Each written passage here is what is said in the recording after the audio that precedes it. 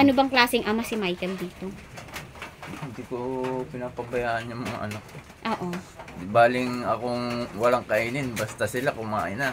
Okay, okay. Kamusta na? Ano? Tawag dito. Ano ang masasabi mo doon sa mensahe kanina na pinarinig ko sa'yo ni Ma'am Less Than Red? Ayan, nadalhan po natin ang mga baby ng lugaw. Naghati si Caroline at si baby. Sino nga pangalan ni baby mo? Mitcha. Mitcha! Siya si Mitya. Pinag-combine nyo pa? Mitcha, Sino gumawa ng pangalan na yan? Mike. Halika Michael, gusto ko malaman kung anong sagot mo doon kay Ma'am Less Than Red. Ano ang sabi? Ang sabi niya, 'di ba? Sana daw ay parang iminumungkahi niya sa inyo na hindi sa inyo kahit magpagaling ka, kung nandito kayo sa paligid niyo, marumi, yung area niyo hindi maganda para sa kalusugan. Okay naman po sa amin. Kaso ang problema nga lang pagdating doon, wala kaming matutuluyan kasi yung bahay nila mama niya puno na. Ay, wala kayong matutuluyan. Oo. Ayusin pa namin yung paro. Pero kung may tutuluyan kayo, gustuhin niyo doon. Mm. Ano ba yun? May sariling lote ang parents niyo doon? Ay, may sarili. Mm. Tapos, pwede kayo magtayo ng kubo. Hindi na rin makakapagtayo kasi may ano. Hindi sinakop na ng kapatid ko yung ano ko eh. Ano, wala ba kayong mana Pero doon may na? kainin ako doon siguro. Gugulog ang lote kaso Pero ano sa tingin mo, mas gusto mo mag-stay dito? Or Olongapo? Kasi for ano dapat kayo, for yung long term, pang matagalan ba? Kasi kagaya niyan, Oo. magkakasakit at magkakasakit ang mga bata. Soon. So may plan ka rin sana. Gusto nyo rin. May plano talaga kami. Kasi, Kasi doon sa ano, sa taas nila, sa taas nung tinitira ng mama niya, may pinapahulugang lote doon. okay. Eh gusto namin kumuha, mag-down ng 5,000 tapos maghulog siya ng monthly na lang. Okay. Sige talaga siya. Pero sa tingin nyo, uunlad kayo doon? Maraming Compare dito? trabaho dun. May tubig kayo mainit? Parehas. Doon sa kabila, John. Oo, mamaya hihingi na lang ako. Mas sa tingin nyo, ilang percent, 100%, pag dito, ilang percent na dito mabubuhay lang kayo pero hindi long term. Pwedeng magkasakit. Hindi yung rate yung healthy. Mm. Alam mo dito, kung may sakit ka, bibili mo rin naman ng gamot, useless. Eh kung doon, maliit ang kita mo, pero healthy kayo, makakapagtanim kayo sa paligid ng mga gulay. Eh dito, anong tataniman mo dito? Kung makatanim dito. Oo. Sa Olongapo, marami ding mga ano doon, 'di ba? Client na pwedeng i-massage. Meron, yung mga client nga siya doon na ano. Pero kung may matutuluyan na kayo doon, mas gusto niyo umuwi. Siyempre. Okay. Ikaw, Cha, yun din ang gusto mo? Oo, pero gusto ko pa rin dahil nakabukod kasi Iba talaga pag nakabukod. Oo, ayaw namin kasi sumama doon sa nanay niya at sa tatay niya kasi nandun yung mga kapatid niya, mga pamangkin niya, may maghalo-halo tapos may sakit kasi. may mga sakit pa din kagaya ko yung Oo. ano, Hindi pag ko. yung hipag niya at yung tatay niya. Okay. Oo, di ba? May sakit din yung tatay ko. Pero kung sakali, Today, may makukuha kayo na titirikan doon. Meron. down pa rin. Wala lang kayong magawa Wala sa lang ngayon. kaming Kaya nagtitiis kayo. Oo. Dito kasi, libre nga kayo. Kagaya may sakit ka, kailan mo ng gamot. Eh kung wala kang pera, hindi ka tatagal. Mm. Tama? Ang mga bata, buti gumaling na. Gumaling na sila, di ba? Sa saka, alam niyo yung paligid niyo rito, sa totoo lang, nasa sulok kayo ng bagsakan ng tubig na marumi. No? Kasi kaya ang pinakamababa Ayan oh. Dito ang ano. Pero kung maayos, gaya niyan, wala nang bagsakan doon dito. Madumi talaga. Marumi talaga. Oh. Diyan na Tapos puro tulo. O, di ba? Ayan. So, tawag dito. Ayun, gusto niyong umuwi ng probinsya. Tapos, sabi ni Ma'am Less Than Red, mas okay daw na ang buhay mo ay baguhin mo, maging mabuti ka sa mga anak mo, para hindi ka raw matulad kay Tatay John na parang tiniis ng mga anak. So, anong masasabi mo doon? Ano bang klaseng ama si Michael dito? Hindi ko pinapabayaan yung mga anak ko. Oo. Di baling akong walang kainin, basta sila kumain na. Okay, okay. Ganun ako eh. Okay. Okay. Kasi yan si Tatay John, kinikwento ni Angelica nung nagsasama sila. Oo. Huwag mo na ikwento, yaman. Sige, okay lang, okay lang. Siyempre, si Angelica mismo nagkukwento sa amin. Oo. Ultimo kape, hindi siya binibigyan, makikinig siya doon kay, sa asawa ni Edison. Ah. Kaya masama yung loob ng mga anak, si Oo, Angelica, oo. masama loob sa kanya. Tapos nung nagkasakit, hindi naman siya inasikaso nung nagsusulsul sa kanya. Oo. Si Angelica rin naman nagpagamot sa kanya, nagpa-hospital. Oo.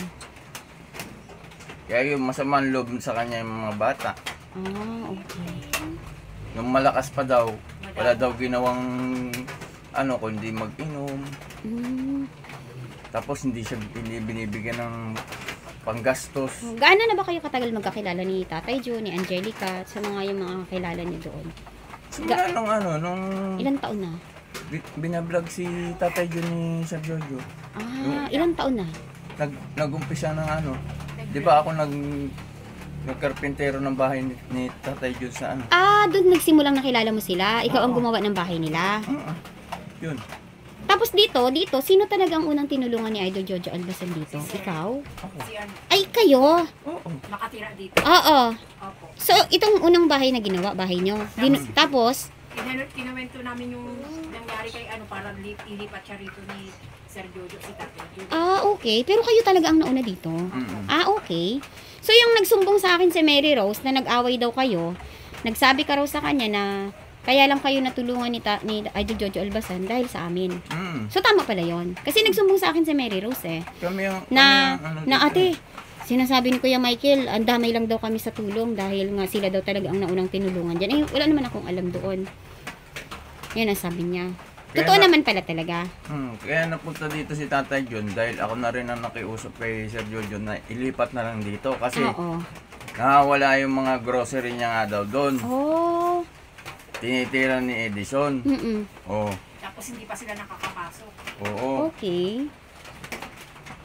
Kaya sabi ko, dito na lang tayuan ng bahay si Tatay John. Kaya nga yung bahay na pink na yan, kay Tatay John talaga yan eh. Okay. Ang sa gitna, Yung sa gitna, ito, kumbaga naglagay lang si Sir ng para kay Michelle.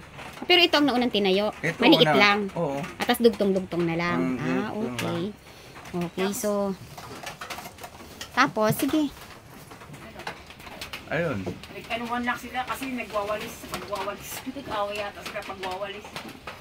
Oo nga, nagsabi nga siya. Ang inano ko kasi kay Mary Rose, daldal ng dito. Ibig sabihin mabunga nga si Mary Rose? Binuha niya si Michael na alam niyang may sakit. Wala kasi ako. Sinagot ko, sino pinagsasabihan mo dito? Ako lang Alam mo, ng tao paano ba ang dito, mustra sabi ko. niya? Paano ang pagkakabitaw niya ng salita? Kasi hindi ko akalain na si Mary Rose, sa edad niyang 16 years old, ay magbubunga nga. Pagdating kasi dito nga, yung ito kasi ginamit niya yung sako ng ng Tinanggal ko kasi malaking yung basura sako. Okay. Para walang basurang tampakan. Oo. Yung mga basura kasi nila nandyan, nakakalat. Okay. Sinako nito. Oo. Ginamit yung sako nila. Oo. Pagdating ni Mary Rose, nakita ginamit yung sako. Oo. Galit na galit. Sabi ko, kami Paano na, galit niya? Paano galit niya? bakit daw ginamit yung sako? Mahal daw yun. Sabi ko, kamalayan ko dyan. Tapos, yung pala, itong may Si Chacha ang Oo. salarin. salarin. Nangunguha ka ng sako nung may sako kasi. Hindi kasi nakalagay din sa may basura nila Okay. Kahit na sabi ko, Pwede kahit namang na palitan yun. manguha ng Pwede namang bayaran yun. Kahit na manguha siya ng sako, kalat din naman nila yung niligpit nito eh. Binuhos niya yung lahat ng, kasi sobrang laki jumbo. Oo. Wala na talagang basura yan dyan eh. Oo. Wala kami mapaglagyan. Oo. Binuhos, pagtingin ko ng umaga, binuhos niya lahat ng mga nililis. Oo. Binuhos niya. Ibig sabihin si Mary Rose, Nagbubunga pa siya, nagwawalis. nabunga nga. Nagwawalis. Sa 16 years old na edad, kaya niya maging yung parang nanay na nagagalit. Parang ganun. Ano daw? Wala daw tigil eh, kaya nag-visit si Michael eh. Oo. Ano sabi mo? Nananahimik lang ako. Mm. Siyempre, ako lang nandito. Sinagot ko, sabi ko, ikalat nyo na nga yung niligpit ng asawa ko. Mm-mm. Kayo pa nagagalit. Oo. Natural, sa ako nyo yung gagamitin, hindi sa amin. Kasi basura nyo naman yan, sabi ko. Kayo pa matapang dito, ano nga lang kayo dito? Sabit lang kayo dito, sabi ko. Ah, okay. Nakakainis kaya, Oo. diba? Okay. Ako na nga yung nakikisama sa kanila, nanahimik ko, hindi na ako nagsasalita eh. Siyempre nakakapikon. Sumbong siya sa akin eh. Nagsumbong siya sa akin na. Gabi, nung Oo. pagdating niya hapon, nagbunga nga na siya, pinabayaan ko lang. Pagdating ng tanghali na naman, umulit na naman. Sabi ko, ba, sumusobra na yata ito ah. Ah, okay.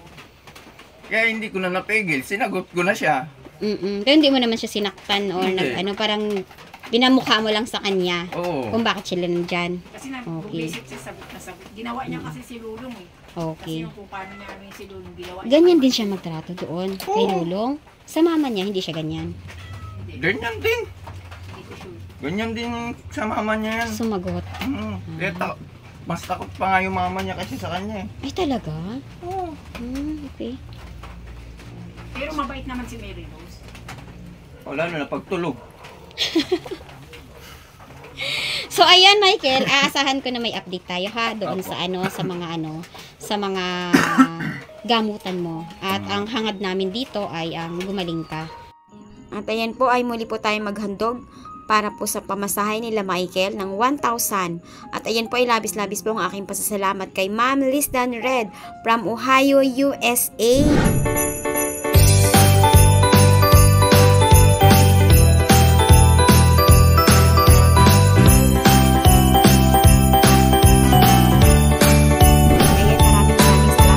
Inyo pong gininto ang puso na kahit ikaw po ay nasa malayo ay kaya nyo pong mag-abot ng inyong pong tulong kina Michael. Na Michael, na tulong po na 1,000 para po sa kanilang pamapamasahe, para po sa kanilang paglalakad po ng mga gamutan nila at umaasa kami na bubuti ka at magkakaroon kayo ng maayos na buhay ng pamilya nyo, no? Dahil si Chacha naman talaga bilang isang massage therapist ay hindi naman ganun kalaki ang kinikita, lalo na commission basis. Tapos, namamasahe araw-araw. Tapos, ilang oras ang duty mo? 12 hours? 9 hours ang duty. Tapos, may mga nagdadiaper pa. May nagagatas pa. No? So, ayan. Ayan ha. Maraming salamat Ma'am Lisdan Red sa inyo pong mahabaging puso na kahit ikaw po ay nasa malayo ay kaya nyo pong mag-abot ng tulong po sa mga batang ito. Ayan si Caroline. Sobrang gusto na sumama sa akin. Namak na lang kay Katero. Ayun nga. Ay, saan na Ayun nga po. Ayan. Pasalamat po ako kay Ma'am Lisdan Red. Okay. At syempre kahit pasaway kami, naging matigas yung ulo namin. Nandyan pa rin po kayo. Maraming po salamat. Okay, ka naman, Kel. Siyempre, unang-una nagpapasalamat ako sa Diyos. At kahit na ganito nangyari, napansin ako ng mahal nating sponsor, naawa sa kalagayan ko. Ayan. Sana nga, gumaling ako. Okay. Ayun. At maraming salamat po, Ma'am Lisdan Red. Ayan. Kung pwede nga lang po, uuwi kami ng Olonga po, may kami doon eh. Kaso, pinag-iipunan nga rin namin ni Cha na makakuha talaga kami ng sarili namin doon eh. Sakaling makakuha kayo, sa estimated nyo, magkano yung kakailanganin nyo? Kasi mga rights lang naman yan doon, di ba? Yun, te, parang bloke-bloke na yun. Oo, mga 60k, huhulugan mo, magda-down ka lang ng ng 5k. kahit mga 20k, no, para magaan ang monthly niya, no?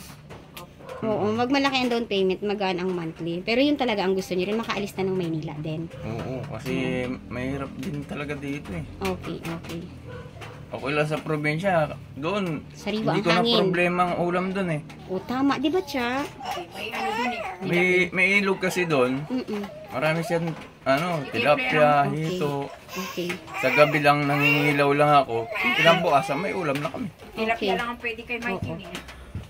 Tsaka bangus. Dito, wala ka namang ilog na pwedeng gano'n dito. Na makakalibre ka na ng ulam. Okay. Lahat ng binibingwit sa tindahan. Tapos ang mahal-mahal pa, no? Oo.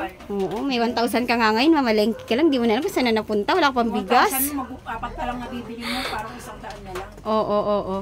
Ganun talaga siya kamahal. Paano ay tutuloy na kami? Oo. Wala pa ako nabibili sa sound ko. O yan ha, tutuloy na kami at maraming salamat sa lahat po ng ating mga viewers, mga subscribers, lalong-lalo na po sa ating mga mahal na sponsor. Labis-labis po ang aking pasasalamat sa inyo pong pagtangkilik ng ating YouTube channel. Maraming salamat po at kayo po ay patuloy na sumusuporta sa ating YouTube channel. At salamat din Michael sa pagpaunlak nyo na kayo ay mag-vlog para may tumulong sa inyo. Kasi nakikita ko naman na ang hirap ni Chacha no? Yan, sana, ayan, ngayong New Year, sana 2025, salubungin natin yun ng masaya, maayos, peace of mind, at good health, no? Okay, sige, bye! Thank you po. Ay, ate, nagpapasalamat din ako sa inyo.